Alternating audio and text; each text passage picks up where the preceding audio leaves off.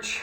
Good morning, afternoon, evening, or good night, wherever it is that you've decided to tune in and join us for a little daily hope. I'm glad that you did, and I hope and pray that this will be an encouragement to you in your faith today, wherever you're at.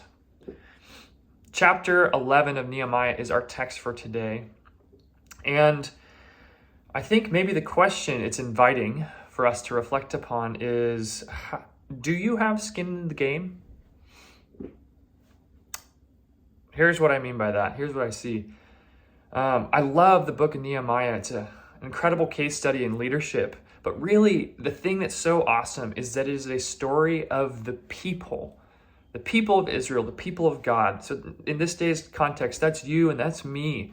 And it's them coming together after a long period of crisis. This is during the exile.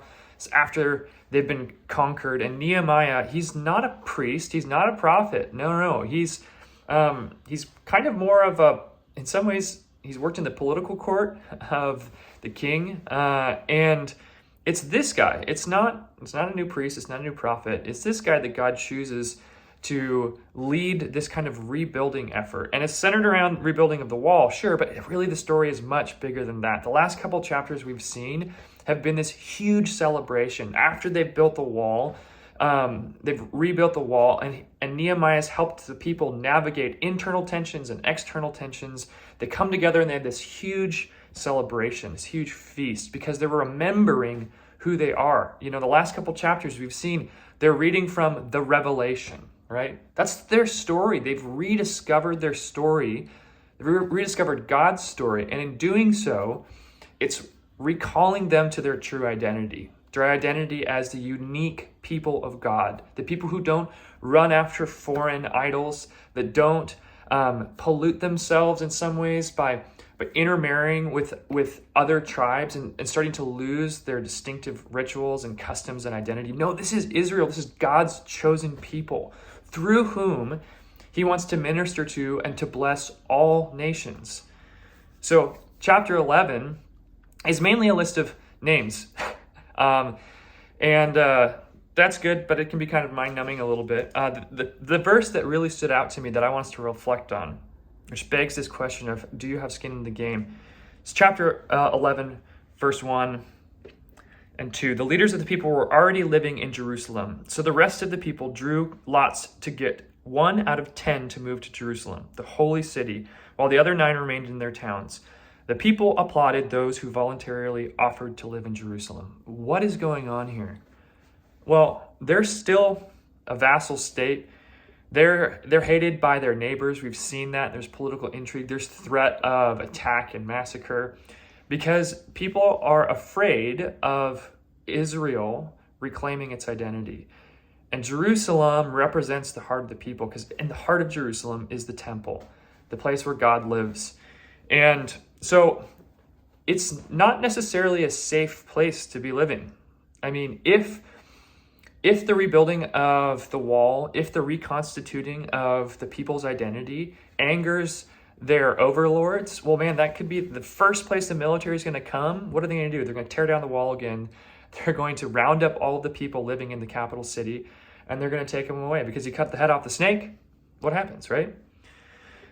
So it was dangerous. There was a risk to go back and to inhabit Jerusalem now that the walls have been rebuilt, now that they're practicing again as a people of faith, not just these disparate communities, but they're coming together as a nation again.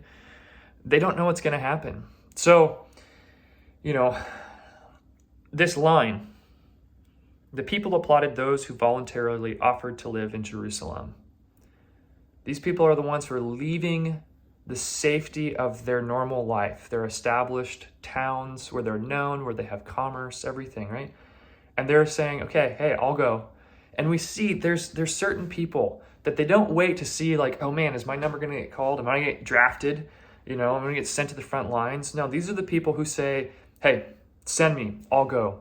Like, I'm so fired up about who God is, about who we are as the people of God and our mission, that I want to go and be one of those people.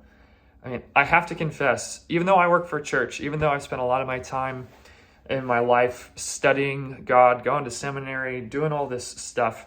I gotta confess, I don't know if I would be counted among those voluntary people. I think I'm probably, if I'm really honest, more often, I feel like one of the people whose name or number got called, and it's like, well, okay, I'll go. But maybe I'm not doing it with joy in my heart. So the invitation, church, is for you to ask, like, where's my heart at? And am I ready?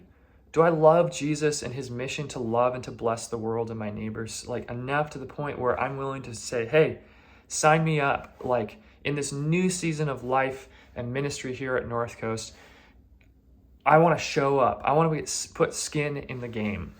I want to become one of those people.